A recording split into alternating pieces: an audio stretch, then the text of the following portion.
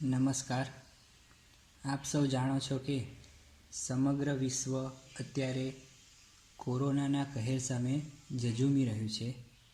ત્યારે અમારી સંસ્થા આપના બાળકોના ભવિષ્યને લઈને ખૂબ જ ચિંતિત છે.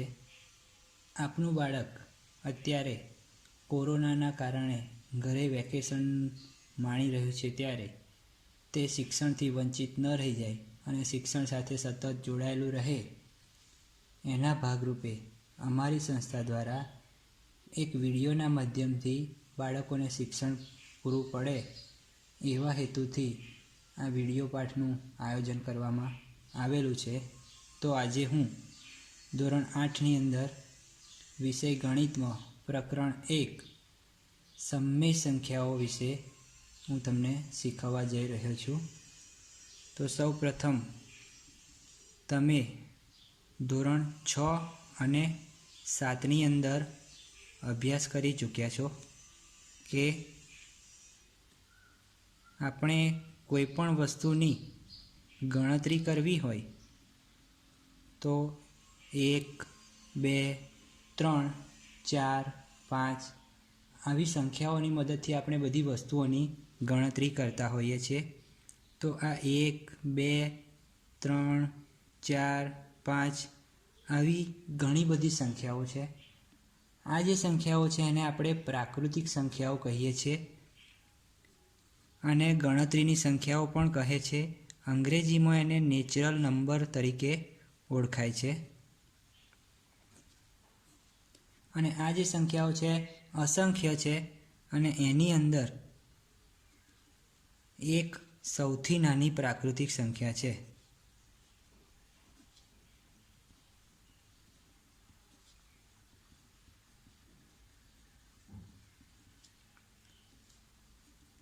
હવે જ્યારે આપણે કોઈ વસ્તુની વાત કરીએ તો ક્યારેક એવું બોલતા હોઈએ કે કશુંય નથી. તો કશું નથી એવું દર્શાવવા માટે પણ એક સંખ્યા છે જે આપણે જાણીએ છીએ. તો એ એવી સંખ્યા છે એ શૂન્ય છે. તો જ્યારે પણ આ પ્રાકૃતિક સંખ્યાઓ છે એની આગળ શૂન્યને મૂકી દેવામાં આવે તો એ પૂર્ણ સંખ્યા તરીકે ઓળખાય છે. તો 0, 1, 2, 3, 4, 5 આ બધી જે સંખ્યાઓ છે એને આપણે પૂર્ણ સંખ્યાઓ તરીકે ઓળખીએ છીએ. અને આ પૂર્ણ સંખ્યાઓ પણ અસંખ્ય છે. એમાં 0 એ સૌથી નાની પૂર્ણ સંખ્યા છે.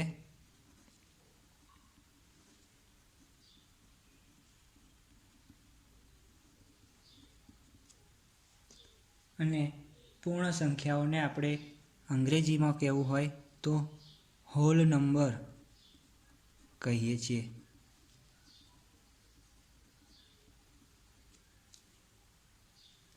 ત્યારબાદ એવી પણ જે સંખ્યાઓ છે કે જેનું મૂલ્ય શૂન્ય કરતાં પણ નાનું છે.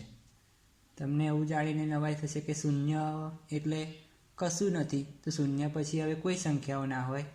પણ એવું નથી. શૂન્યની પહેલાંની પણ સંખ્યાઓ છે અને આ જે સંખ્યાઓ છે એનું મૂલ્ય શૂન્ય કરતાં પણ નાનું છે. તેથી આપણે આવી સંખ્યાઓને ઋણ સંખ્યાઓ તરીકે લઈએ છીએ. તો હવે જે સંખ્યાઓની આપણે વાત કરવાની છે એનું નામ છે પૂર્ણાંક સંખ્યાઓ. એટલે કે ઋણ સંખ્યા, શૂન્ય અને ધન સંખ્યાઓ મળીને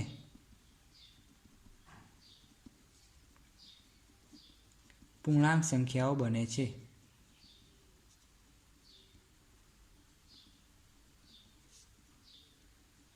એટલે પૂર્ણાંક સંખ્યાની અંદર 3 પ્રકારની સંખ્યાઓનો સમાવેશ થાય. ધન પણ હોય, ઋણ પણ હોય અને શૂન્ય પણ હોય. અને આ સંખ્યાઓને આપણે ઇન્ટીજર્સ કહીએ છીએ ઇંગ્લિશમાં. પૂર્ણાંક સંખ્યાઓને ઇન્ટીજર્સ કહીએ છીએ. ત્યારબાદ હવે જે આપણે આ પ્રકરણનો અભ્યાસ કરીએ છીએ એનું નામ છે સમમેય સંખ્યા.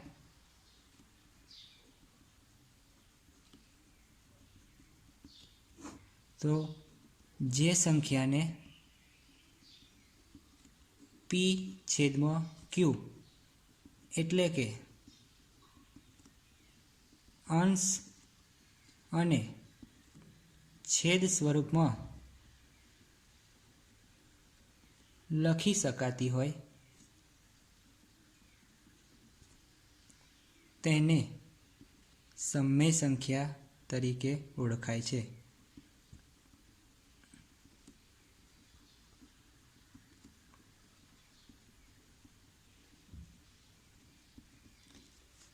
પ્રાકૃતિક સંખ્યા, પૂર્ણ સંખ્યાઓ, પૂર્ણાંક સંખ્યાઓ, આ બધી જ સંખ્યાઓને આપણે સમમેય સંખ્યા તરીકે ઓળખી શકીએ છીએ.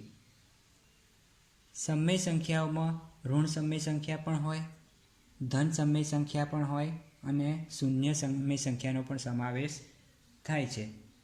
તો આજે આપણે આ બધી જે સંખ્યાઓનો અભ્યાસ કર્યો એના મહત્ત્વની જે 4 ગણતરીની ક્રિયાઓ છે, સરવાળો, બાદબાકી, ગુણાકાર અને ભાગાકાર, એના માટે આ સંખ્યાઓના ગુણધર્મોની વાત કરીશું.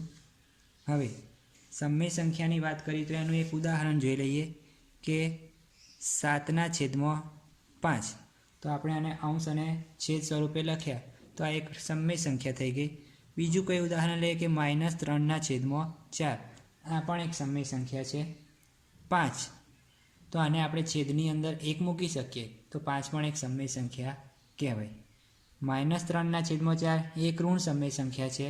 7/5 એક ધન સમમેય સંખ્યા છે એવું કહેવાય. હવે સમમેય સંખ્યાઓના જે ગુણધર્મો છે એનો અભ્યાસ કરવાનો છે. ધોરણ 6ની અંદર તમે પૂર્ણ સંખ્યાઓ એટલે કે પ્રાકૃતિક સંખ્યાઓના સરવાળાના ગુણધર્મોનો અભ્યાસ કરી ચૂક્યા છો. એના આધારે આપણે અહીંયા સમમેય સંખ્યાઓના વિવિધ ગુણધર્મોનો અભ્યાસ કરવાનો છે. તો શરૂઆત કરીએ સમમેય સંખ્યાના ગુણધર્મો.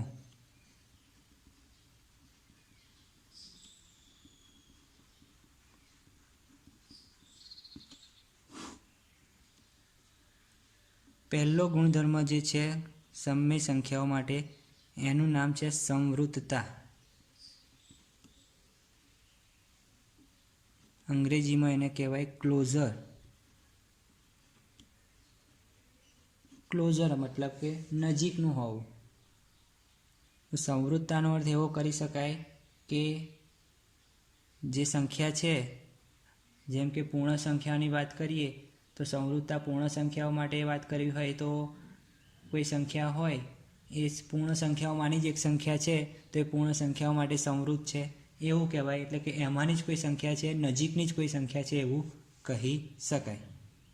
હવે આપણે પૂર્ણ સંખ્યાઓ માટેની જે 4 ક્રિયાઓ છે, સરવાળો, બાદબાકી અને ગુણાકાર, ભાગાકાર, તો એના માટે સંવૃતતાના ગુણધર્મનો અભ્યાસ કરવાનો છે કે પૂર્ણ સંખ્યાઓ કઈ કઈ ક્રિયા માટે સંવૃતતા ધરાવે છે અને કઈ ક્રિયા માટે સંવૃતતા ધરાવતી નથી. તો પહેલું સરવાળાની વાત કરીએ તો કોઈ પણ બે સંખ્યા હું લઈ લઉં છું કે 4 + 5, તો આનો જવાબ થશે 9. બીજું એક ઉદાહરણ લઈએ 0 + 3, તો આનો જવાબ થશે 3. તો આ જે જવાબ તરીકે જે સંખ્યા મળે છે એ પૂર્ણ સંખ્યામાંની જ એક સંખ્યા છે. એટલે એવું કહી શકાય કે પૂર્ણ સંખ્યાઓ સરવાળા માટે સંવૃત છે.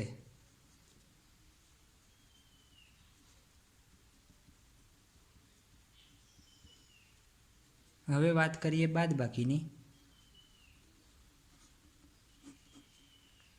તો એના માટે એક ઉદાહરણ લઈએ કે 3 - 5, તો જવાબ મળશે -2. 3 અને 5 બંને પૂર્ણ સંખ્યા છે, પરંતુ -2 એ પૂર્ણ સંખ્યા નથી. એટલે કે બે પૂર્ણ સંખ્યાની બાદબાકી કરી તો જે જવાબ મળે છે એ જવાબ એ પૂર્ણ સંખ્યાઓમાંની કોઈ સંખ્યા નથી. એટલે એ સંવૃતતા દર્શાવતી નથી એવું કહેવાય. તો કહી શકાય કે પૂર્ણ સંખ્યાઓ બાદબાકી માટે સંવૃત નથી. ત્યારબાદ લઈએ ગુણાકારની ક્રિયા. તો ગુણાકાર લઈશું કે કોઈ સંખ્યા છે 0 ગુણ્યા 4, તો જવાબ મળશે 0. 5 ગુણ્યા 3, તો આનો જવાબ મળશે 15. તો આ જે જવાબ મળે છે બે પૂર્ણ સંખ્યાઓના ગુણાકારનો, તો એ જવાબ તરીકે મળતી સંખ્યા એ પણ એક પૂર્ણ સંખ્યા જ છે. તો ગુણાકારની ક્રિયા માટે કહી શકાય કે પૂર્ણ સંખ્યાઓ ગુણાકાર માટે સંવૃત્ત છે. હવે વાત કરીએ ભાગાકારની. તો ભાગાકાર માટે લઈએ કે 3/7, તો આનો જવાબમાં ફક્ત આપણે 3/7 જ લખી શકીશું. તો 3 અને 7 એ પૂર્ણ સંખ્યા છે, પણ જે જવાબ મળે છે 3/7 એનો તો હમણાં જ આપણે આગળ શીખ્યા કે આ એક સમમેય સંખ્યા છે. તો 3/7નો જવાબ સમમેય સંખ્યા મળે છે, પૂર્ણ સંખ્યા મળતી નથી. એટલે એવું કહી શકાય કે પૂર્ણ સંખ્યાઓ ભાગાકાર માટે સંવૃત્ત નથી. તો આ પૂર્ણ સંખ્યાઓના જે ગુણધર્મો છે, સરવાળો બાદબાકી ગુણાકાર ભાગાકાર માટે સંવૃત્તતાનો ગુણધર્મ આપણે સાબિત કર્યો. હવે છે પૂર્ણાંક સંખ્યાઓ માટેનો ગુણધર્મ. પૂર્ણાંક સંખ્યાઓ માટે પણ આપણે આ જ રીતે સંવૃત્તતાનો ગુણધર્મ ચારે ક્રિયાઓ માટે કરવાનો છે કે સરવાળાની ક્રિયા લઈ લઈએ. તો એનું એક ઉદાહરણ લઈએ કે -6 + 4, તો જવાબ મળશે -2. તો -2 એક પૂર્ણાંક સંખ્યા છે. બીજું ઉદાહરણ લઈએ કે -4 + -3, તો -7 મળે છે. આ પણ એક પૂર્ણાંક સંખ્યા છે. તો જ્યારે બે પૂર્ણાંક સંખ્યાનો સરવાળો કરીએ તો પરિણામ પણ આપણને પૂર્ણાંક સંખ્યા જ મળે છે. એટલે એવું કહી શકાય કે પૂર્ણાંક સંખ્યાઓ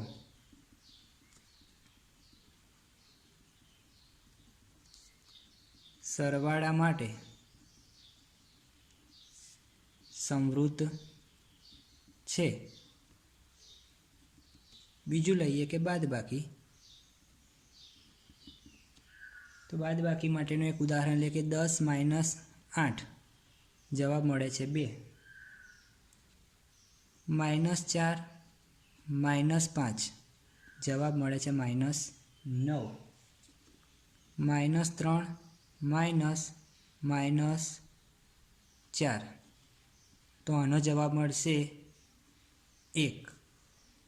તો 10 - 8 = 2, તો 2 પણ એક પૂર્ણાંક સંખ્યા જ કહી શકાય. -4 અને -5, તો -9 મળે છે, એ પણ એક પૂર્ણાંક સંખ્યા છે.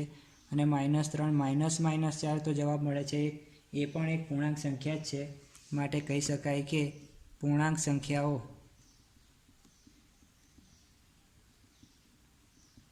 બાદબાકી માટે સંવૃત્ત છે. ગુણાકાર માટે કરીએ.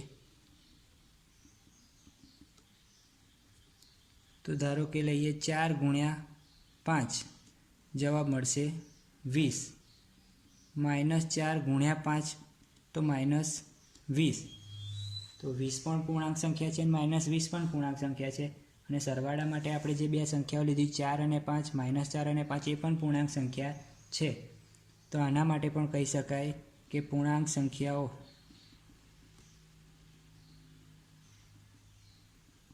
ગુણાકાર માટે સંવૃત્ત છે. છેલ્લી ક્રિયા રહી ભાગાકારની. તો આનું એક ઉદાહરણ લઈએ કે 5/8, તો જવાબ મળશે 5/8. તો આ જે જવાબ મળે છે 5/8 એ પૂર્ણાંક સંખ્યા નથી. 5 અને 8 પૂર્ણાંક સંખ્યા છે, પણ જવાબ 5/8 મળે એ પૂર્ણાંક સંખ્યા નથી. બીજું કોઈ ઉદાહરણ લઈએ કે 3/4, તો એનો જવાબ મળશે 3/4, તો એ પણ એક પૂર્ણાંક સંખ્યા નથી મળતી. તો એના પરથી એવું કહી શકાય કે પૂર્ણાંક સંખ્યાઓ બાદબાકી માટે ભાગાકાર માટે સંવૃત્ત નથી. હવે આપણે જોઈશું આ જે ચેપ્ટરનો મૂળ ટૉપિક છે સમય સંખ્યાઓ.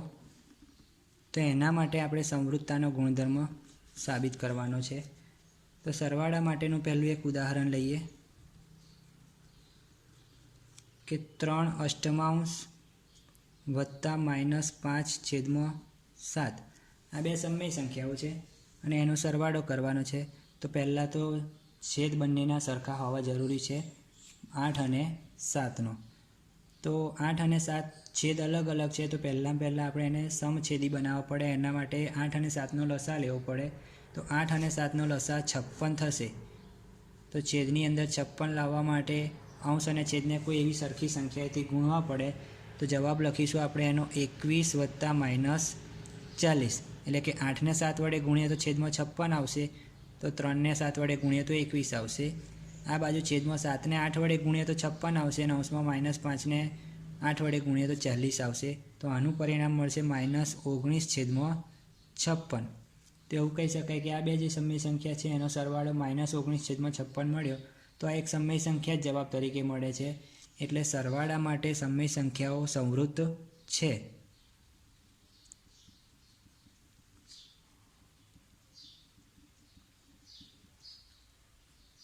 હવે બાદબાકીની વાત કરીએ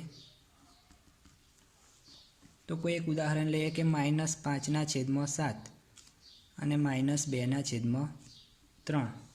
આમાં પણ ઉપરની જેમ 7 અને 3નો લસા લેવો પડશે. 7 અને 3નો લસા થાય 21. 7ને 3 વડે ગુણીએ તો 21, તો અંશમાં 5ને 3 વડે ગુણીએ તો 15, -5 × 3 -15. અહીંયા 3ને 7 વડે ગુણીએ તો 21 થાય, તો અંશમાં 2ને 7 વડે ગુણીએ તો 14 થશે. તો જવાબ મળશે -29/21. તો આ જે જવાબ મળે છે એ પણ એક સમય સંખ્યા જ છે. માટે બાદબાકી માટે પણ સમય સંખ્યાઓ સમૃદ્ધ છે.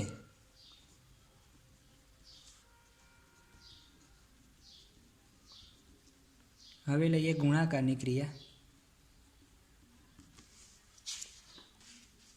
તો બે સમય સંખ્યાઓ લઈએ તો 3/4 ગુણ્યા 5/2. તો આના માટે આપણે લખીશું કે 3 × 5 છેદમાં 4 × 2. તો જવાબ મળશે 15/8. તો આ જે જવાબ મળે છે એ પણ એક સમય સંખ્યા જ છે. આ બે સમય સંખ્યાથી 3/4 અને 5/2, તો જવાબ મળે છે 15/8. એ પણ એક સમય સંખ્યા છે.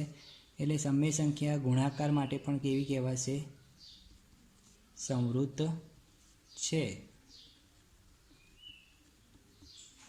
હવે લઈએ ભાગાકાર માટે. ભાગાકારની વાત કરીએ કે -5/3 ભાગ્યા 2/5. તો આના માટે -5/3 ગુણ્યા 5/2 આવું આપણે લખીએ છીએ. તો -25/6 થાય છે. આ એક સમય સંખ્યા છે. પરંતુ બીજું એક ઉદાહરણ લઈએ કે 2/7 ભાગ્યા 5/3. તો અહીંયા લખાશે 2/7 ગુણ્યા 3/5, એટલે કે 6/35. આ પણ એક સમય સંખ્યા છે. પણ એવું આપણે દરેક વખતે એવું કહી ના શકીએ કે સમય સંખ્યાઓ ભાગાકારની ક્રિયા માટે સમૃદ્ધ છે. કારણ કે કોઈ એક સંખ્યા એ માટે આપણે a/0 લઈશું તો a/0 એક અવ્યાખ્યાયિત પદ છે. a/0 એ કેવું પદ છે? અવ્યાખ્યાયિત પદ છે. એટલે એવું કહી શકાય કે ભાગાકારની ક્રિયાઓ માટે સમય સંખ્યાઓ સમૃદ્ધ નથી. તો આ વાત થઈ આપણે પૂર્ણ સંખ્યા, પૂર્ણાંક સંખ્યા અને સમય સંખ્યાઓના 4 મહત્ત્વની ક્રિયાઓ માટેના સમૃદ્ધતાના ગુણધર્મની. હવે પછીના વિડીયોની અંદર આપણે આગળના જે ક્રમનો ગુણધર્મ અને જૂથનો ગુણધર્મ છે તેનો અભ્યાસ કરવાનો છે.